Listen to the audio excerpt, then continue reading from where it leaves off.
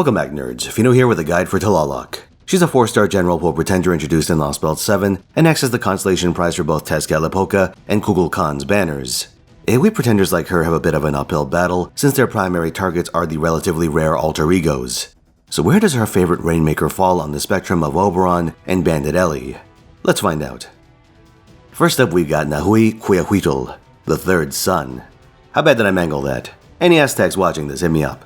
This is a 30% battery and 10% charge per turn effect that also applies near water terrain. That's what it's called on NA, but I'm just gonna say water side since it flows better. On a small level, Tlaloc immediately benefits from this through her passive, Waterside Business, which grants her additional crit damage on this terrain. I'll get more into the jank of rain teams a little later into this video, but you should keep this in the back of your head. Tlaloc seems to have been designed as a more splashable, supportive version of this concept compared to her predecessors. Tlaloc's second skill is, Xochiayotl, Flower War.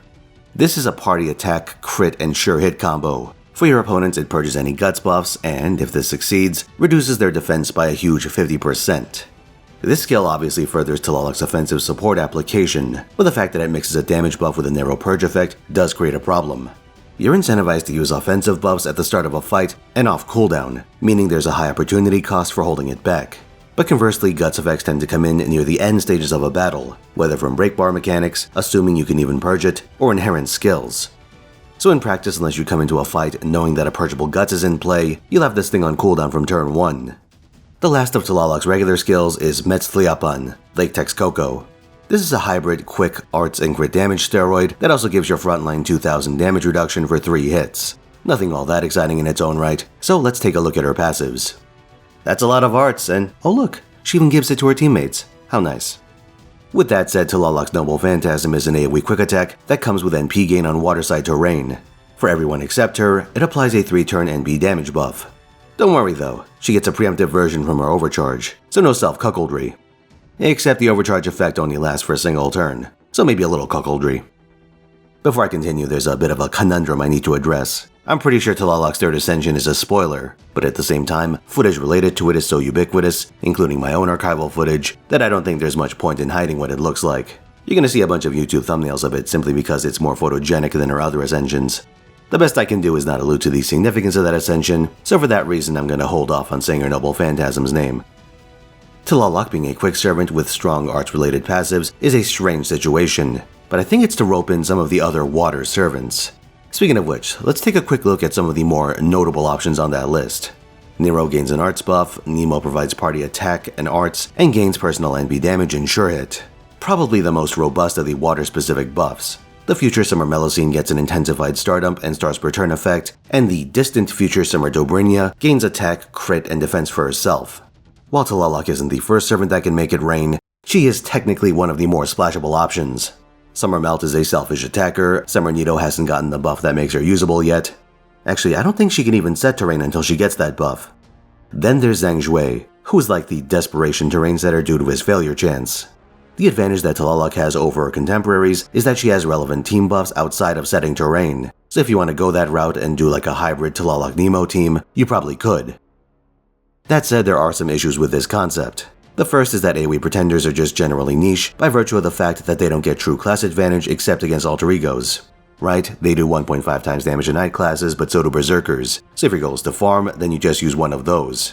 I think there are maybe 2 times in this game's history where I immediately thought to use an AoE pretender that wasn't Oberon, and to her credit, Tlaloc was one of those cases. Let's set Oberon aside since his buff suite is what makes him good and his attacking ability is secondary to that. The other AoE pretenders do very similar amounts of base NP damage to each other, so utility tends to be the deciding factor when your NP levels are equivalent. Summer Balban has a pseudo-unkillable setup, and Cagliostro has a preemptive defense buff purge and anti-lawful damage.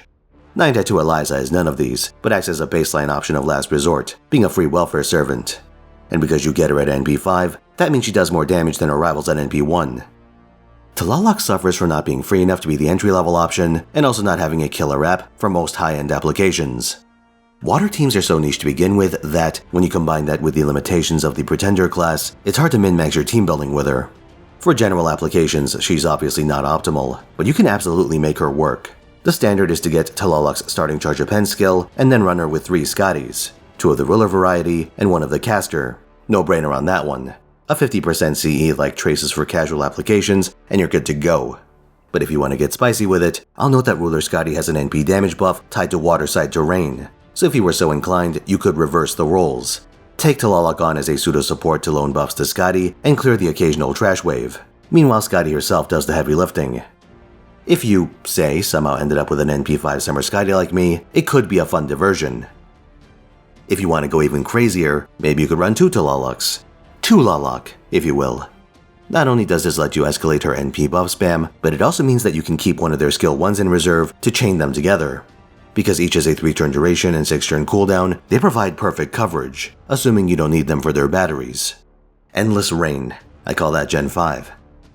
I think the fundamental issue with Tlaloc isn't that she's juggling too many balls at the same time, but rather that she's juggling the wrong combination of balls.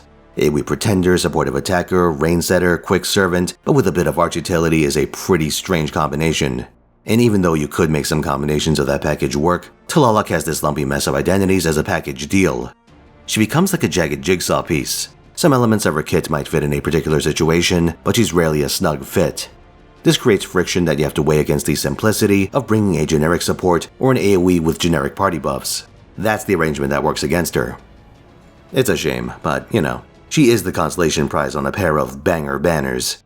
We've already covered Testcat, but stick around because next time, it's Kukulkan.